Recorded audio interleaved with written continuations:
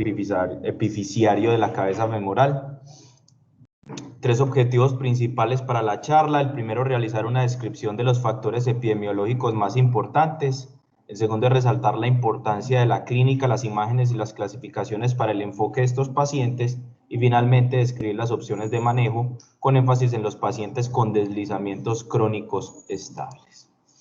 A manera de introducción, entonces, esta patología se puede considerar que es una condición común, incluso en nuestro medio, donde básicamente se describe que hay un deslizamiento posterior e inferior de la epífisis sobre la metáfisis que ocurre a través de la fisis. Para algunos autores hay que hacer una aclaración conceptual, y es que realmente no hay un desplazamiento de la epífisis, más bien es un desplazamiento que ocurre de la metáfisis que se va hacia anterior y hacia superior. Sin embargo, en aras de la literatura, pues consideran que ya se ha definido pues el desplazamiento de la cabeza posterior e inferior, aunque ella permanece sobre la Z1. Manera de incidencia, se ha descrito incidencias múltiples, más o menos entre 0.33 a 24.5 por 100.000 habitantes. Las edades pueden ser tan variables entre 8 a 15 años, y esto puede, digamos, tener un rango amplio que depende tanto del sexo como la etnia. Con respecto a los hombres, es más común en los hombres que en las mujeres. Antes se decía que era más de 5 veces. En los estudios epidemiológicos actuales se describe que ya la relación es más o menos 2:1, ya por la participación de mujeres en deportes. La edad promedio en los hombres son más o menos 13 años y en las mujeres son más o menos 11 años. Hay que tener en cuenta que los pacientes obesos, la edad que ocurre esta patología puede ser menor a este promedio que acabé de mencionar. Con respecto a la bilateralidad, se han dado reportes de hasta el 70% de los casos puede haber un compromiso de la otra cadera que no necesariamente sea sintomático, pero que en el 50% de los casos, cuando el paciente se presenta a la consulta, puede haber signos de deslizamiento en ambas caderas. Generalmente, si va a ocurrir un deslizamiento de la contralateral, ocurre en los primeros 18 meses del deslizamiento de la cadera nativa, y se ha descrito el mayor riesgo para que ocurra una bilateralidad en pacientes menores de 12 años y los pacientes que tienen anormalidades metabólicas y o endocrinas. También se ha tratado de correlacionar con algo con las estaciones, y en algunos países pues que tienen ciertas variaciones. También se ha descrito que posiblemente la vitamina D pueda tener un factor que puede ser protector en los pacientes con deficiencia, pues tener algo de riesgo. Entonces, como vemos en la imagen, pues la ubicación posterior e inferior, tanto en la vista sagital como axial, de la epífisis sobre la metáfisis. Dentro de la etiología, realmente se considera que no hay un factor único, sino que, pues, valga la redundancia, se considera multifactorial. Y a pesar de que aquí podríamos mencionar además factores genéticos, digamos que se han descrito 2 factores principales, que son los mecánicos y los factores metabólicos. Con los factores mecánicos se ha descrito 3 ítems principales. El primero de ellos es el adelgazamiento del anillo pericondral. Esto va a llevar, a medida que el paciente crece y se acerca a la adolescencia, ese adelgazamiento sí es mayor, inestabiliza más la fisis.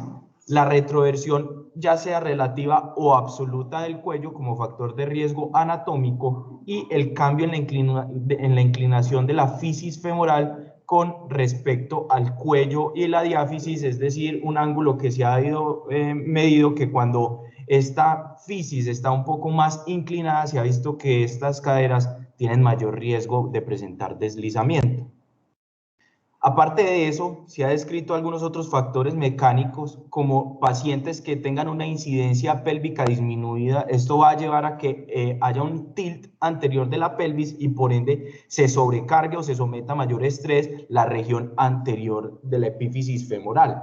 Entonces, se ha descrito también, o se han hecho estudios, que estos pacientes que tienen incidencia pélvica disminuida tienen mayor riesgo de deslizamiento.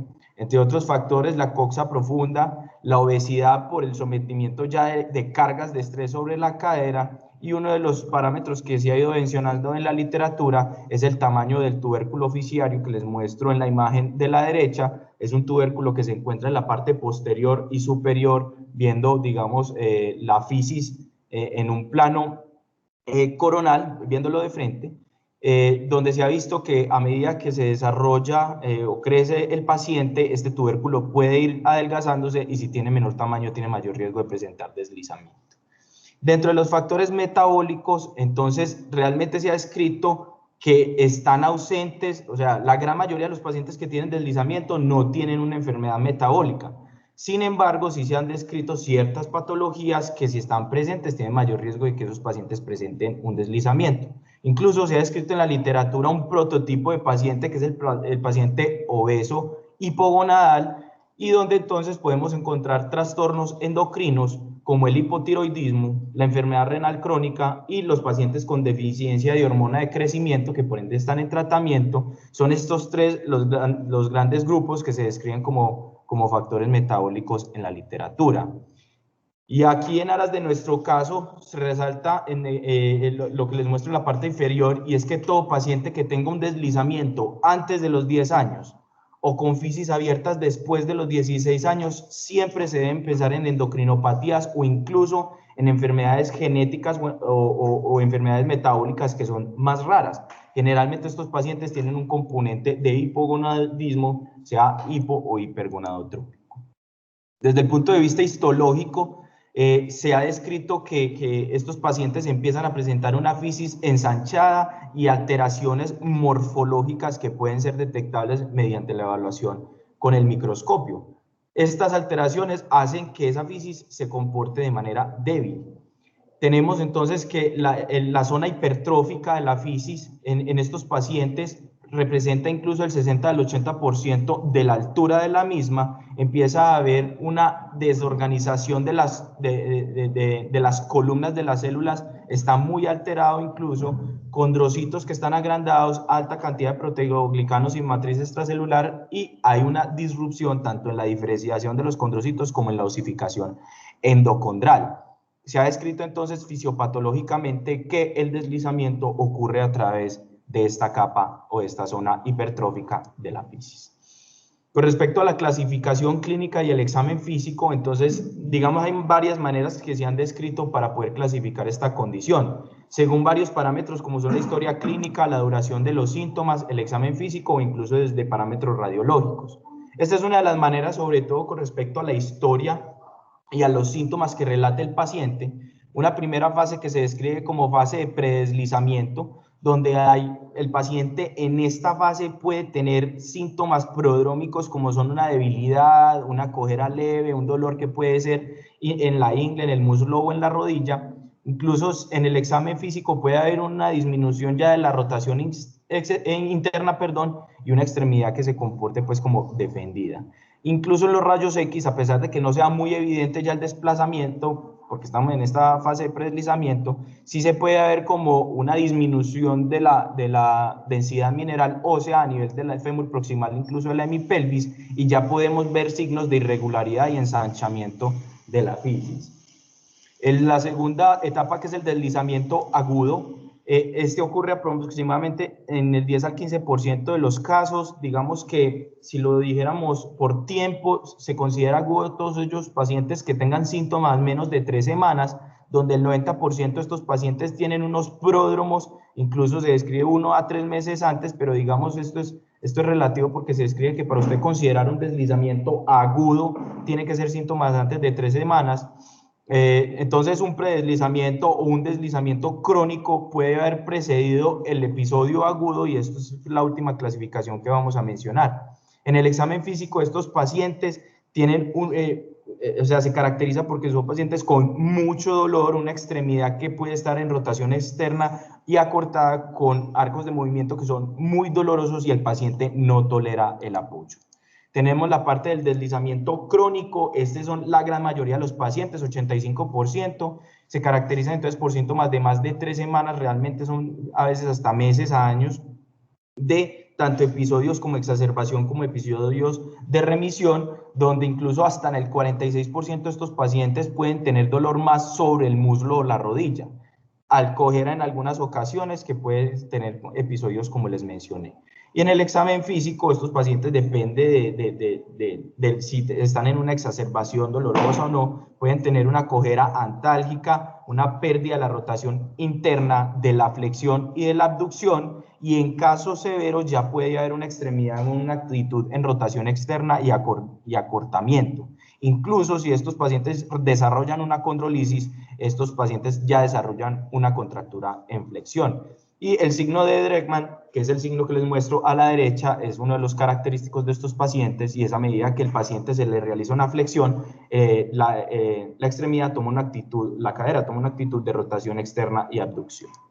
Finalmente, el deslizamiento agudo sobre crónico, este puede ser a veces difícil de diferenciar. Se caracteriza entonces en un paciente que tiene síntomas de mucho tiempo, de más de 3 semanas de evolución, pero que tiene una exacerbación aguda que puede ser incluso traumática o no. Es importante la diferenciación con la aguda, por lo que les mencionaba, y sobre todo porque el enfoque de tratamiento en los dos casos es totalmente distinto. Esto es un ejemplo radiográfico en los que podemos, digamos, pues se puede documentar la diferenciación. En la izquierda, un episodio agudo donde pues, vemos casi como si fuera una fractura tipo Salter 1 con el deslizamiento, pero no vemos como cambios de remodelación ni cambios crónicos. En el segundo es un paciente crónico donde ya vemos esos cambios de remodelación, de adaptación del cuello sobre la cabeza deslizada. Y en el último caso es un paciente que, a pesar de que tiene cambios crónicos, pareciese, o en el contexto, por eso hay que correlacionar con la clínica, de que tuvo un episodio de exacerbación aguda. Una de las maneras más factibles y que mejor nos ayuda para el tratamiento es definir si el deslizamiento es estable o es inestable, es otra forma de clasificarlas, donde básicamente el estable es el paciente que, a pesar de que tenga síntomas, tiene la capacidad de caminar, ya sea con muletas, incluso apoyando o no la extremidad. En uno de los textos decían que un paciente, si no es capaz de apoyarlo con muletas, pero incluso es capaz de deambular, se consideraría dentro de los deslizamientos estables. Y ya el inestable, como les mencioné, sobre todo como en características del episodio agudo, son aquellos pacientes que tienen tanto dolor que no son capaces de realizar la marcha ni el apoyo de la extremidad. Y esto es muy importante porque nos habla de pronóstico. Aquellos pacientes con deslizamientos inestables, su tratamiento, pues incluyendo en su pronóstico, ya sea por su patología o incluyendo su tratamiento, el riesgo de necrosis avascular en estos pacientes se ha documentado hasta en el 58% de los casos. Y relacionado con la necrosis avascular, pues estos son algunos de los factores descritos en la literatura, que son pacientes inestables con cabezas que estén muy separadas, mayor tiempo de deslizamiento, el tiempo de deslizamiento cirugía, severidad del deslizamiento con respecto a los ángulos, los pacientes entre más edad, tengan una edad más corta, mayor riesgo de necrosis, la duración corta de los pródromos, aumento de la presión intracapsular y, por supuesto, la elección de la técnica quirúrgica relacionada con los que les había mencionado. Entonces, la etiología de la necrosis puede ser realmente multifactorial, que puede ir desde simplemente un aumento de la presión intracapsular en estos pacientes con deslizamientos, sobre todo inestables, o incluso pues desde el contexto, ya sea de la severidad del deslizamiento, que pueda ser una compresión, lesión, doblamiento, estiramiento o disrupción de los vasos en la región posterior, o en el momento del tratamiento quirúrgico cuando se piense hacer una reducción.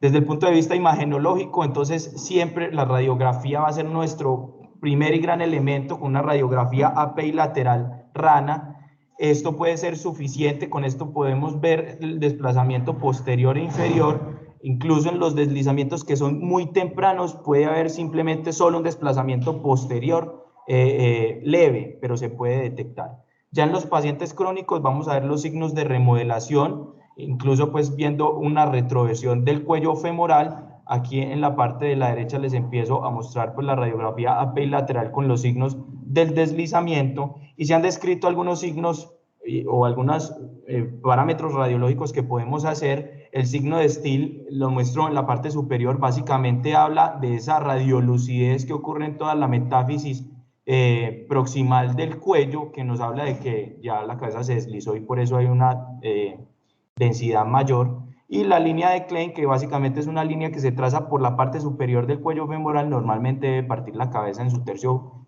proximal. Como vemos en la cabeza de la derecha, este corte no ocurre. El ángulo de Southwick, este ángulo es uno de los más importantes, pues porque se ha descrito, me puede dividir también o clasificar el deslizamiento en leve, moderado y severo. Este ángulo se considera que cuando hay una diferenciación se puede tomar tanto en la P como en lateral, y cuando yo hago la resta de la cabeza deslizada de la cadera deslizada con la cadera que está nativa, si es que está nativa. Si no está nativa, tenemos que considerar los ángulos que son normales en la P40, 145 en la lateral, 10 grados, y si esa diferenciación es menos de 30 grados, se considera leve. De 30, en algunos textos leí hasta 50, en otros hasta 60, se podría considerar moderado, y mayor de estos valores se consideraría severo.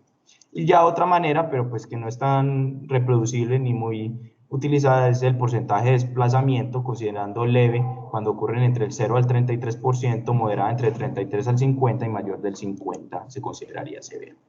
La tomografía y la resonancia son ayudas que no siempre vamos a necesitar, casi siempre con las radiografías podemos definir a nuestros pacientes. La tomografía nos ayuda, sobre todo en su valoración tridimensional, a entender o a caracterizar un poco más el deslizamiento. Nos ayuda, por ejemplo, a tener una valoración angular mejor de cómo está la versión. En este caso no consideraríamos como en el Sudwig, que se considera es el eje de la diáfisis, aquí consideraríamos el eje es del cuello. Y lo otro que nos puede ayudar, como en la parte inferior, es cuando tengamos la duda en el paciente que está fijado, si el material de osteosíntesis está intraarticular. La resonancia tampoco, pues esta sí, dependiendo mucho del paciente, nos puede ayudar a detectar las fases tempranas de esas fisis ensanchadas e irregulares, cuando sospechemos osteonecrosis o defectos condrolaterales o signos tan tempranos como el edema óseo y periarticular. Con respecto al tratamiento, y como les dije, me voy a enfocar es en el deslizamiento crónico estable. Lo podemos dividir en dos grandes grupos, que es el tratamiento temprano y el tardío. El temprano lo podemos clasificar, pues pueden haber estas tres opciones, que son la fijación in situ, la epifisiodesis con injerto óseo, la espica de yeso como manejo conservador. Muy relativo, generalmente se utiliza es después de algunos manejos quirúrgicos, después del paciente. Como tratamiento aislado tendría que el paciente tenga una contraindicación para ser operado, o que el paciente se haya descrito manejo conservador en pacientes que se han deslizado, que son muy jóvenes. Sin embargo, digamos que el manejo quirúrgico en esta etapa sería la primera opción. Entonces, la infijación in situ, que puede ser tanto percutánea o abierta, generalmente, o lo más reportado en la literatura es que es fácil, reproducible, con pocas complicaciones, de manera incluso percutánea. Es el método más común, donde el objetivo es estabilizar la epífisis, no es cerrar la fisis. Se ha descrito que se puede hacer con pines versus tornillos. Algunos autores consideran que los pacientes que sean más jóvenes, posiblemente los pines vayan a causar menos riesgo de lesión fisiaria, para que no tengamos pues posteriores alteraciones en el desarrollo de la cadera. Sin embargo, en la mayoría de los casos, el uso de un único tornillo se ha mostrado biomecánicamente similar al uso de 2 o 3, incluso cuando se utilizan más, el riesgo de complicaciones incrementa. Para algunos se considera que incluso el uso de la rosca completa puede ser suficiente, porque el objetivo aquí no es comprimir, simplemente es estabilizar. Y pues el tornillo como método de la parte quirúrgica debe ir al centro de la cabeza femoral, como estamos mostrando aquí en la imagen inferior derecha y también en la radiografía B. De todas maneras, se han mostrado complicaciones como necrosis, aflojamiento, intrusión del material a la articulación, condrolisis, o pacientes que por aflojamiento continúan con el deslizamiento. Con respecto a la fijación profiláctica, siempre se debe hacer en pacientes obesos, que tengan enfermedades metabólicas, que sean muy jóvenes, que no puedan asegurarse un seguimiento. Sin embargo, la literatura pregunta, porque muchos autores consideran que se debe hacer a todos, posiblemente riesgo-beneficio, como es un procedimiento relativamente seguro, que si uno se siente confiado, pues no tiene grandes complicaciones. Y parte de esto es un estudio de este autor que mostró que pacientes, la relación que desarrollaban osteoartrosis temprana en los no fijados fue el 25% versus en los fijados 0%. Algunos de los autores que consideran que siempre se debería hacer de rutina, podría ser una de las razones. Esta epifisiodesis con injerto es un método que ha entrado realmente en desuso. Generalmente se utiliza en deslizamientos severos, donde además como se requiere un abordaje pues abierto, usted podría hacer la reducción de la epífisis. ¿Dónde estaría indicado? Pues se describe en la literatura en aquellos pacientes en que usted considere que que metódicamente no es capaz de hacer la fijación in situ, que el deslizamiento continúe a pesar de la fijación o el que el paciente tenga una mala calidad ósea por alguna enfermedad de base. Y finalmente, el tratamiento tardío se da sobre todo en algunos pacientes que después de hacer el tratamiento temprano, pues en algunas ocasiones después de que se remodela el cuello y pues se hace el periodo de cicatrización, la retroversión que queda puede causar problemas de pinzamiento y sabemos que esto nos puede llevar a daño labral, de cartílago articular y artrosis. Entonces, aquí se plantean lo que son las osteotomías en diferentes niveles que pueden ir desde la base del cuello, desde la región fisaria o en la región intertrocantérica, pero algunos autores consideran que estas mismas osteotomías podrían usarse desde el tratamiento inicial. Algunos autores consideran que no debería de ser así. Entonces, dentro de las osteotomías, básicamente se utilizan en deslizamientos que sean moderados a severos con ángulos de Sowik mayor de 30 grados, pacientes que tengan signos de pinzamiento y que clínicamente ya tengan un déficit de flexión y de rotación interna. Como les muestro en la imagen, pues les había mencionado, existen varios niveles de osteotomías. Inicialmente les voy a mencionar las que se hacen en la región intertrocantérica, porque digamos son de las más reportadas en la literatura, que son la osteotomía de Sowik. Esta, cuando fue descrita para deslizamientos crónicos o pacientes que ya estaban consolidados o con fisis cerradas o cercanas al cierre, con ángulos de 30 a 70 grados. Sin embargo, él mismo consideraba que no se debería hacer una corrección más de 60 grados, porque ya cuando hacemos la osteotomía, que sabemos que tiene una corrección triplanar de flexión, valgo y rotación interna, esto podría generar un acortamiento importante de la extremidad. Y finalmente el procedimiento de Dunn o Dunn modificado, que básicamente habla pues de la luxación quirúrgica controlada, está utilizado tanto para deslizamientos estables como para inestables. Sin embargo, muchos consideran que debería utilizarse ojalá en los inestables, porque cuando se hacen estables ha tenido mayor riesgo de complicaciones como la necrosis avascular. La luxación quirúrgica, pues como vimos, es un procedimiento donde hacemos una luxación quirúrgica controlada, más reducción y osteoplastia, idealmente pacientes con fisis abiertas. Cada vez hay más publicaciones con buenos resultados con estas técnicas, y dentro de las ventajas es que se puede reparar el labrum, las lesiones del cartílago, incluso hacer la resección del bone. Como conclusiones, entonces, el deslizamiento es una entidad frecuente en nuestro medio que requiere un conocimiento de su epidemiología y una alta sospecha clínica. El enfoque inicial depende de una clasificación correcta teniendo en cuenta la historia, el examen físico y una radiografía simple a PI de rana, y existen varias opciones quirúrgicas que deben ser muy bien seleccionadas dependiendo del paciente y la severidad del deslizamiento y el tiempo transcurrido.